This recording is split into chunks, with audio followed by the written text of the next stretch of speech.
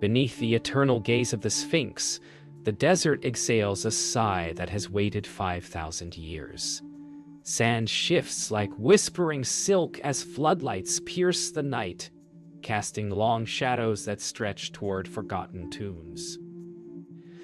Dr. Lena Carver stands motionless, her heartbeat louder than the generators, her breath catching as seismic scans reveal a hollow chamber beneath the limestone paw. "It's not natural," murmurs Professor Al-Masri beside her, his voice quivering with reverence and dread. The night smells of dust and static, the air heavy with prophecy. Every grain of sand seems to tremble with anticipation, as if Egypt itself remembers. The instruments flicker, lights dim, and for a heartbeat, the desert falls silent, as though holding its breath for what mankind is about to disturb. The tunnel mouth yawns like the throat of a sleeping god. Dust falls in slow cascades as steel drills hum through limestone, once sealed by forgotten priests. Lena's hand hesitates on the first rung of the descent ladder. "If this was meant to be opened," she whispers, "it would have been long before us." Al-Masri murmurs a reply, but the wind swallows his words. Below, Yusuf adjusts the light rig, the beam cutting a cone through millennia of still air. Marcus records data with clinical detachment, yet even he flinches as the echo from the chamber seems to answer them. The earth moans softly, shifting beneath human weight for the first time in 5,000 years.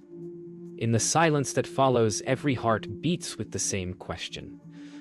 What if the gods remember? The descent feels endless. The tunnel walls narrow, pressing closer as the light weakens. Dust drifts like stars around their headlamps. The air carries the scent of metal and myrrh, impossibly ancient. "It's carved, not natural," Marcus says softly, tracing tool marks along the wall. Nadir touches a chisel groove with reverence. "They built this before there was history." Yusuf's laughter dies before it forms. Lena kneels to examine a faint carving, a lion with human eyes. Or after it ended, she murmurs. A tremor passes through the stone. The walls seem to breathe. Then, deep below, a single echo, the sound of shifting stone like a heartbeat, waking from the dark. They reach a circular antechamber. The temperature drops, breath visible in thin vapor. Hieroglyphs spiral along the walls, lines of text no one can fully read. Lena brushes a section clean and finds a symbol unlike any Egyptian script. A double spiral surrounding an eye. "This isn't dynastic," she whispers. Nadir crosses himself unconsciously. "This language has no lineage," he mutters, voice breaking. Marcus takes a photo. The flash illuminates an ancient mural, showing priests descending into darkness, carrying torches toward a lion's head carved from living stone. "It's prophecy," Nadir says, or warning. The silence that follows feels sentient. A crack of stone echoes through the chamber. One of the wall panels shifts, exhaling stale air and a scent of salt and resin. Lena steps closer, her hand trembling as she presses against the moving stone. It yields. A thin passage opens no wider than a man's shoulders. Beyond it, darkness deeper than sight. "We shouldn't," Marcus says, his voice flat. "We must," Lena answers. Yusuf lowers his light inside. For an instant, it catches something metallic, glinting like gold. Then the light flickers and dies. The chamber plunges into darkness, and from within the new passage, a low whisper rises. Ancient syllables shaped like breath and memory. The air thickens as they crawl through the narrow breach. Their headlamps catch glittering dust, microscopic quartz reflecting light like stars trapped in the earth. The passage slopes down, rough stone turning smooth as if carved by something other than human hands. Lena's breath steadies, her fear transforms into reverence. "This isn't architecture," she whispers. "It's intention." Marcus records her voice, though even he feels the pull of awe. Nadir mutters prayers between breaths, each word swallowed by the stone. Yusuf's torchlight fades into deeper blackness. Then, impossibly, the tunnel opens into a vast void where light bends, and the Sphinx above feels miles away. They emerge into a cavern the size of a cathedral, the ceiling vanishing into darkness. Beams of their lamps reveal walls covered in polished panels reflecting their movements like mirrors, warped by time. Lena runs her hand along one, smooth, cool, and humming faintly. Quartzite, Marcus breathes. But there's energy. Some current still alive. Nadir's light catches an engraving of a lion swallowing the sun. Yusuf's whisper breaks the silence. It's older than Egypt. The echo answers him, not repetition, but response. Soft, rhythmic, like a voice remembering itself. They find steps descending from the hall's center, carved into black basalt that absorbs every trace of light. The deeper they go, the colder the air becomes, smelling faintly of ozone and incense. Lena feels vibrations through the stone, a pulse like a distant drum beat. Nadir pauses mid-step, eyes wide. "It's beneath the earth's breath," he murmurs. Marcus scoffs, but speaks softer now. Yusuf adjusts his light, and for an instant, just at the edge of shadow, they see figures carved into the walls. Men and women kneeling before a sphere of light suspended between two lines. The carvings seem alive, shifting as they pass. At the base lies a circular platform surrounded by 12 stone pillars. Each pillar bears a different symbol. Sun, serpent, falcon, eye. Lena kneels, her hand brushing over the eye of Ra. It warms beneath her touch. Nadir whispers, "They sealed it to keep us from this." Marcus crouches to analyze readings. His instruments flicker erratically, interference rising from the stone itself. Yusuf steps back, sensing vibration in the ground. Then with a sound like shifting breath, the platform trembles. A seam of light splits across the floor, revealing a staircase leading further down. Lena looks up, eyes shining. "It's not a tomb," she says. "It's a vault." The stairway opens into a chamber unlike anything human hands should have built. Metallic walls curve seamlessly, etched with constellations older than recorded sky maps. At the center lies a sarcophagus, transparent, crystalline, inside which rests a form neither fully human nor divine. Lena approaches slowly, her breath trembling. "It's not a body," Marcus whispers. "It's an effigy." But as Lena peers closer, the figure's chest rises slightly, a slow, impossible breath beneath eons of stillness. The Sphinx above seems to hum in response. Time folds, and the world narrows to that single living heartbeat in stone. The air vibrates with a low hum, subtle at first, then growing until it resonates in bone. The crystalline sarcophagus pulses faintly, veins of light spreading from its surface into the walls like rivers of gold. Lena steps closer, lips parted, the reflection of the light dancing in her eyes. "It's responding to us," she whispers. Marcus mutters, "or remembering." Yusuf stumbles backward, torch clattering to the floor. Nadir's voice trembles as he recites a prayer older than Arabic. The chamber brightens, symbols on the walls rearranging fluidly, forming constellations none recognize. The hum deepens. The figure within the sarcophagus exhales once, and the desert above seems to shift. The glow fills every crevice of the chamber. Lena's instruments flicker, registering impossible readings. Radiation, frequency, heartbeat. Nadir approaches the sarcophagus and murmurs ancient words, his voice sensing with the vibration in the air. The symbols on the walls respond, shifting rhythmically like breath. Yusuf grips Lena's sleeve, whispering that the sound feels alive. Marcus, recording it all, mutters, "We're inside a machine older than civilization." A line of light ascends from the sarcophagus, touching the ceiling and projecting an image, a map of the stars. Not as they are, but as they were 12,000 years ago. The implication crushes them all. The chamber breathes with rhythm, the hum turning to chant, Morks, Nugristorf, and a mistweedem turning. Lena's eyes unfocus as visions flicker in her mind. Temples before sand, rivers flowing across green desert plains, figures robed in gold, tending to something vast beneath the stars. Her voice trembles. They were here before the pharaohs. Nadir nods slowly.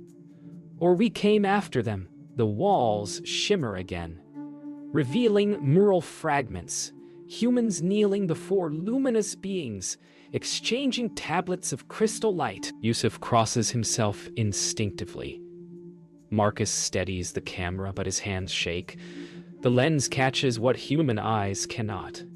The being inside the sarcophagus opening its eyes. A voice fills the chamber. Neither sound nor language, but vibration that settles behind the ears. Lena collapses to her knees, clutching her head. Nadir stares upward, tears streaking his face, whispering, "It speaks." Marcus records static and frequencies beyond human hearing. Yusuf's torch sputters and dies, plunging them into light born only from the sarcophagus itself. Images flood Lena's mind. Cities of glass, oceans turned, deserts, ski ships over pyramids unbuilt. It remembers us, she gasps. It's showing the world before time. Nadir whispers. Then, this is not the past. Then, silence. The light collapses into a single point above the sarcophagus. The being's eyes open fully, pupils like liquid gold. Lena can't breathe. The voice enters her mind. You remember what you have forgotten. The walls pulse once, and she sees not through eyes, but through centuries. The rise of Egypt, the erasure of knowledge, the Sphinx, buried to guard the truth. Nadir sobs. Yusuf crosses himself repeatedly. Marcus whispers, this changes everything. The being exhales once more. The chamber dims. Above, the Sphinx trembles as sand begins to fall from its flanks. The hum recedes, leaving an eerie stillness that feels deeper than silence. The being within the sarcophagus no longer glows, yet its golden eyes remain open, tracking them with patience beyond mortality. Lena feels the echo of words in her chest. We are your beginning. She staggers backward, hand over her mouth. Marcus fumbles for logic, muttering equations and probabilities, but the words fall meaningless. Nadir sinks to his knees, whispering the ancient name, Atom. Yusuf crosses himself, eyes wet, whispering, we were never first. The air shivers again, and new glyphs ignite across the chamber walls, forming scenes that pulse like living memory. The walls shift like liquid stone, revealing visions, colossal ships descending from the clouds, men kneeling before luminous figures who teach them to build, to write, to remember.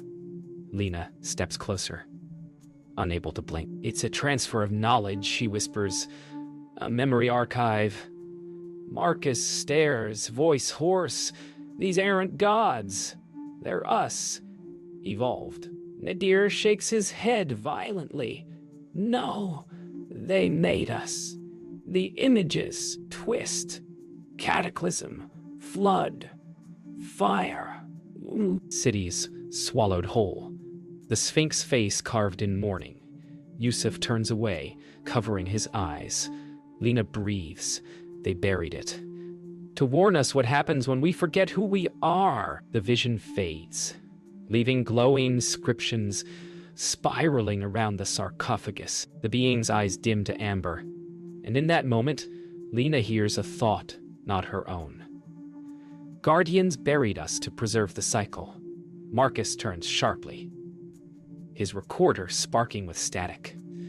Lena is transmitting data. Frequencies, ancient code. This entire chamber is a library. Nadir's voice breaks, a covenant between creators and creation. Yusuf steps forward cautiously, brushing sand from a glyph that reads, those who awaken the lion must bear its memory. The words burn into the stone. Alive again. Lena stares. then we are its memory. They realize the tunnel continues beyond the chamber, a door forming where none existed before. Its frame glows faintly, etched with symbols that seem to rearrange themselves as Lena approaches. She touches one. The stone dissolves into light, revealing another passage, descending further. Nadir pleads softly. This is where gods fall silent. Marcus adjusts his recorder, whispering, "We can't stop now." Yusuf shakes his head, backing away. "We're not meant to follow." The wind from the new tunnel carries warmth, scents of cedar and ozone, and a faint, rhythmic pulse like a heartbeat calling them deeper. They enter. The corridor stretches infinitely, lined with mirrors that reflect not their bodies, but their ancestors. Faces that shift with each step. Lena stops before one reflection. A woman draped in gold linen, eyes identical to hers. "It's showing lineage," Marcus says quietly. "Not blood, memory." Nadir trembles, whispering, "The gods were never separate. They were our reflection." The mirrors ripple, merging past and present, human and divine. The sound of rushing wind fills the corridor, though the air stands still. Lena's reflection smiles before she does, and whispers something her ears cannot yet translate. The mirrors shatter soundlessly, shards drift upward like dust suspended in air. Beyond them lies a vast circular dome, the true heart of the structure. The ceiling glows with constellations in motion, stars tracing paths older than time. Lena steps forward, whispering, "It's a planetary map." Of Earth before the tilt, Marcus stares upward, lips parted. It's showing prehistory. Continental drift reversed. Nadir kneels, weeping quietly, murmuring names of forgotten gods. Yusuf stands silent, tears shining on his cheeks. The chamber hums again, and beneath their feet, the floor begins to turn, aligning with the stars above. The dome vibrates as symbols ignite across the walls, spiraling faster until the chamber becomes a vortex of light and shadow. Lena feels pressure in her temples, visions pouring through her. Green plains where the Sahara once was, towers of quartz shining under twin moons, the first humans kneeling before beings of light. "We're seeing through their eyes," she gasps. Nadir clutches his chest. "We are them." Marcus screams for power data as instruments explode in sparks. Yusuf cries out, his voice echoing both forward and backward in time. The map shifts again, showing Earth swallowed by flood. Then, silence. The light fades, leaving faint golden dust drifting in the air. The dome's stars rearrange into a single alignment, the constellation Leo mirrored above the Sphinx. Lena whispers, "It's synchronizing." Marcus stares at his wristwatch. The hands spin wildly, reversing time. "It's altering electromagnetic flow," he breathes. Nadir looks up, eyes wide. "No, it's awakening what sleeps above." Yusuf rushes toward the corridor, but the passage seals in a column of light. A deep vibration rolls through the ground. Far above, sand shifts. The Sphinx trembles, its eyes flickering as if catching dawn. A roar travels through the tunnels, the voice of shifting earth. Sand rains from cracks in the ceiling. Lena stumbles but refuses to fall. "It's waking the Sphinx," Marcus yells, shielding his face from falling debris. Nadir's prayers turn frantic. "We have disturbed the covenant." Yusuf reaches for Lena's arm, dragging her toward the lower passage. But she stops. "No," she says, eyes wide. "It's not anger, it's recognition." The chamber brightens once more, flooding them in white fire.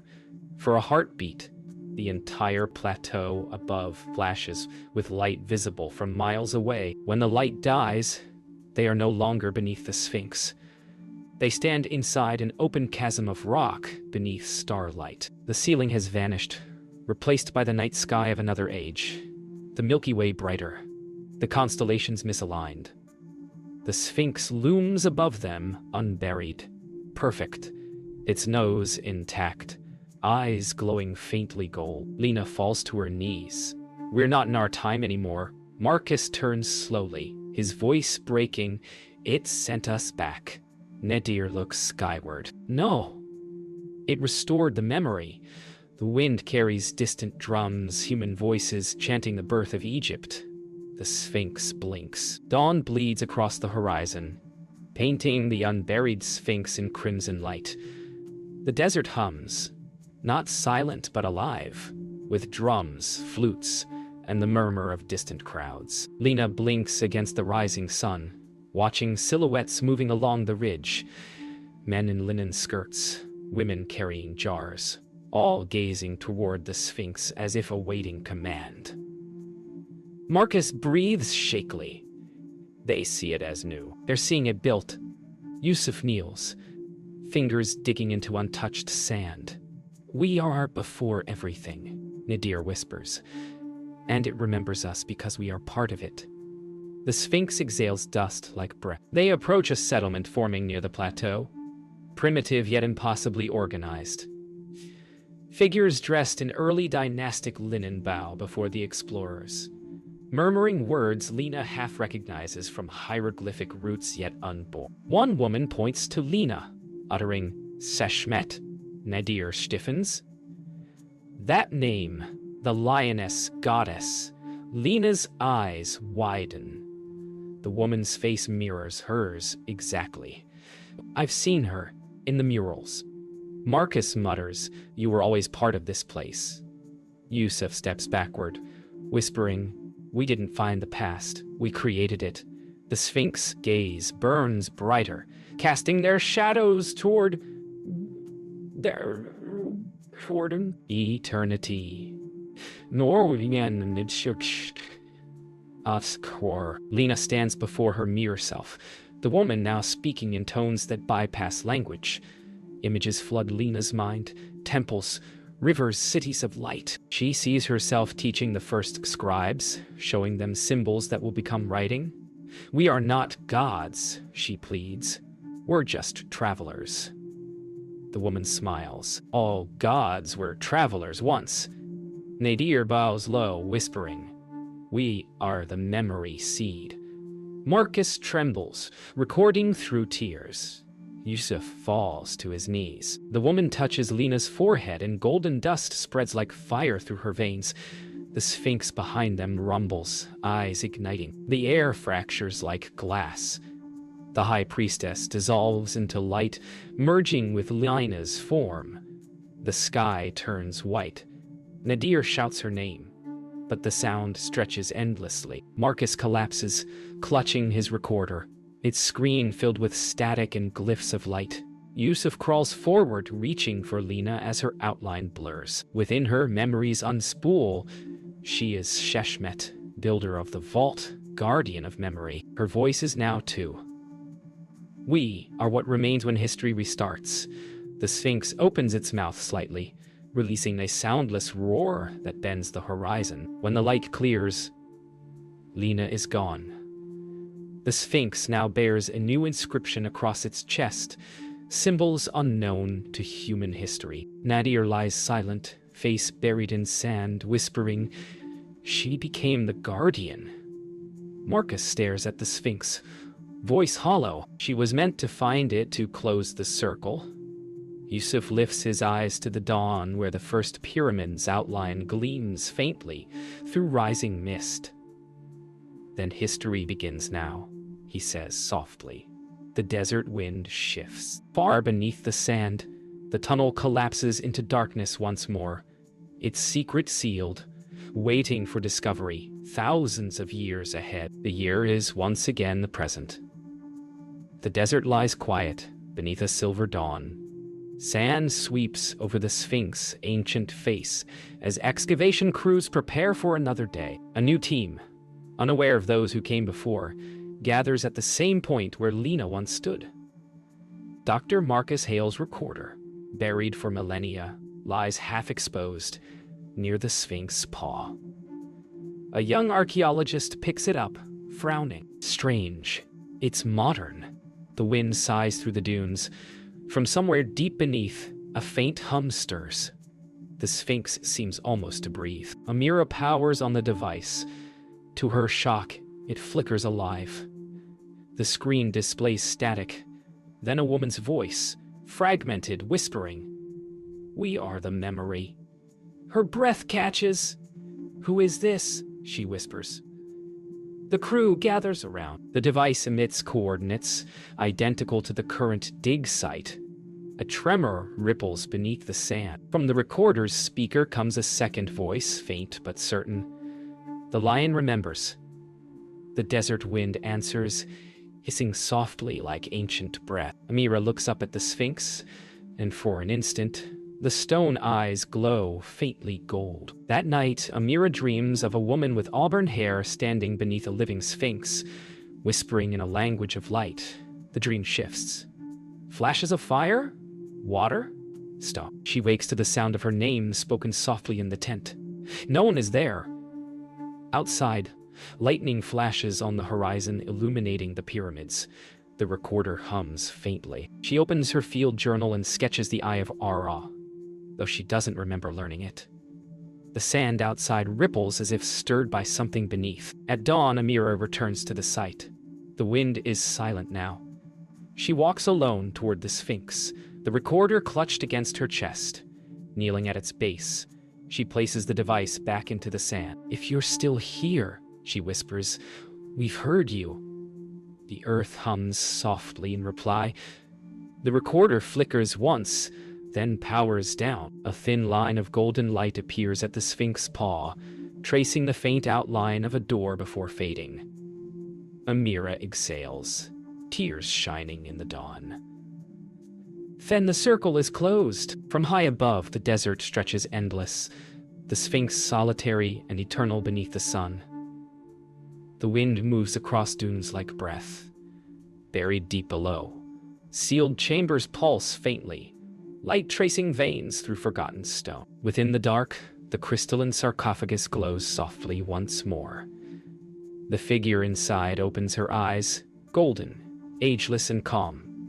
"Doctor," Lena Carver smiles faintly in her eternal rest, her whisper echoing through the stone. "We are the memory that remembers itself." The desert answers with silence older than the world.